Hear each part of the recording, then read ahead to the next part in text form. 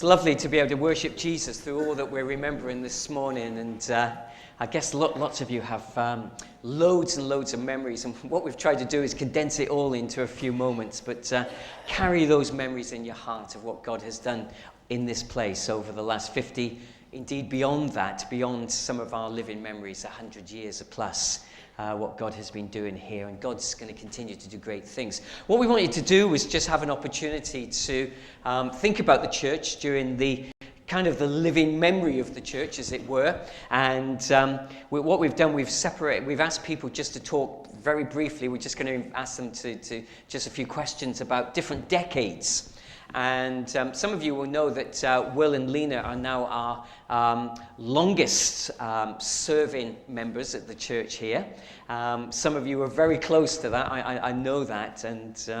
But at the moment, they're number one, right at the very top of the league. So we thought it'd be lovely if Will could tell us a little bit about life here in the 70s. I'm going to come to where Will is. In fact, we're all going to do that, and the camera will be on him, so you'll be able to see Will as I invite him to ask a few questions. Michelle, one of his granddaughters, warned me that this could go on forever. So I'm, and I know Mary's very relieved now that the photos are over, aren't they? There's something more to come later in the service, Mary. Don't get too anxious. Okay, Will, I'm just going to ask you really what stands out in your memory, and I'm sure there's an awful lot about the church as it was in the 1950s.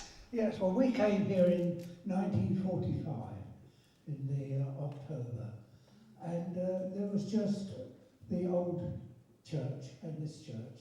The old church we called the Annex, and where that screen is was a concertina type screen that covered that gap, and so we could use that. It was a small community, I suppose about 70 or 80 people, and during the, if we had communion, notices were put on every other row, they could be left vacant, so that the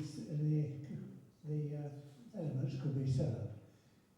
Where that big stained glass window is, was a pipe organ, which was a bit iffy, but was updated. Well, it was updated by the minister of Salem, who was an amateur organ builder, and he put electric contacts in there.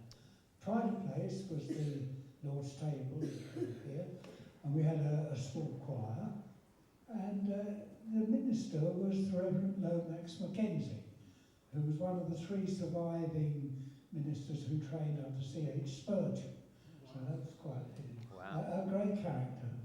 But he was a retired minister, and when he left, a young man by the name of Frank Taylor came, very eloquent speaker and one of the up-and-coming young men. And he stayed with us for about 2 or 3 years, or might have been 4, and then he moved off to one of the big London churches. But it was always such a friendly church, and there was a great emphasis on youth work. And we had the Sunday school. The Sunday school used to be in there, where we called the Annex, the primary downstairs in the basement, the junior Bible class was up here in the vestibule, and the the other Bible class in the minister's vestry. But things were growing so fast that the Sunday school was greatly increasing in numbers, that eventually we had to go over and take over the strict Baptist church. They've carried on. I mean, it's not a Baptist church now, but they do sell baths.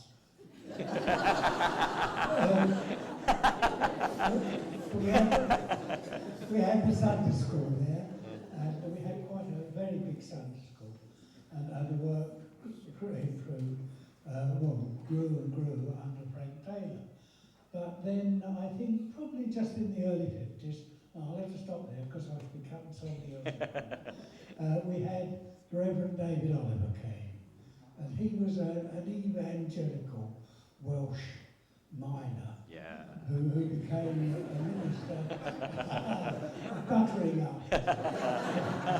He became our minister. He became a minister, served in the Western Desert as a padre, and under him the work really went forward. And so that's when we started that. Now, just let me ask you one more thing before you sit down.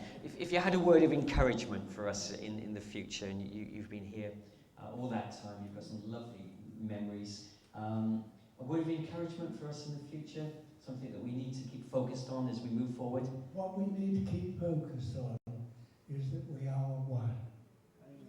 That we may have differences of opinion. Perhaps some people are not altogether, wondering what's happening.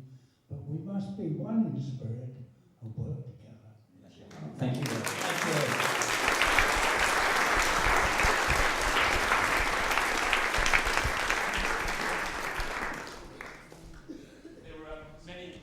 Photos, weren't they, on the screens, and probably one of my favourites was the one of Terry and Brenda, and that hair, Brenda, was amazing, wasn't it? And It's smaller now. did I see Trevor Brooking on there?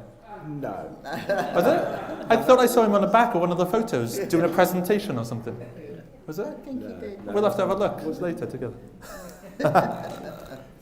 Just Right. to continue into the 60s now, and also the continuation is the Welsh connection.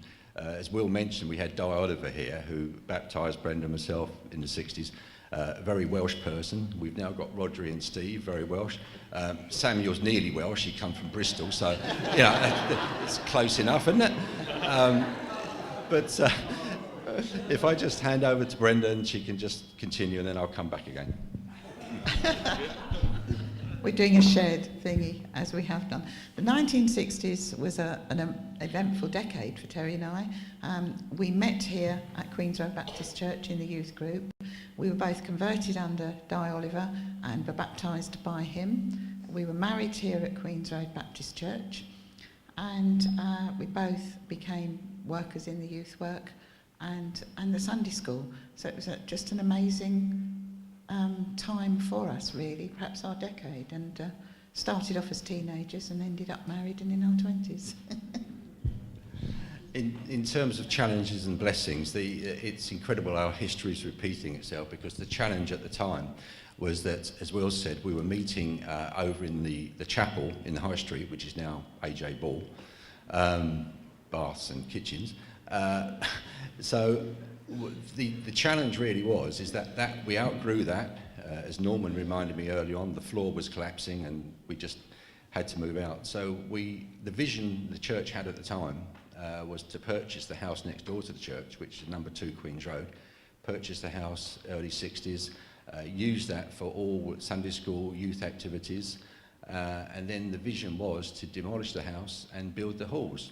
The blessing was, in fact, that was achieved. In 1966, we opened what we call the new halls, and now we're considering, of course, demolishing those halls. They really serve their purpose. Fantastic facilities for Sunday school, for youth work, for BB, for GB, and all the other activities that have taken place since. So a real blessing was the fact that we did open those halls, and we've used them to maximum capacity ever since. My next bit's encouragement.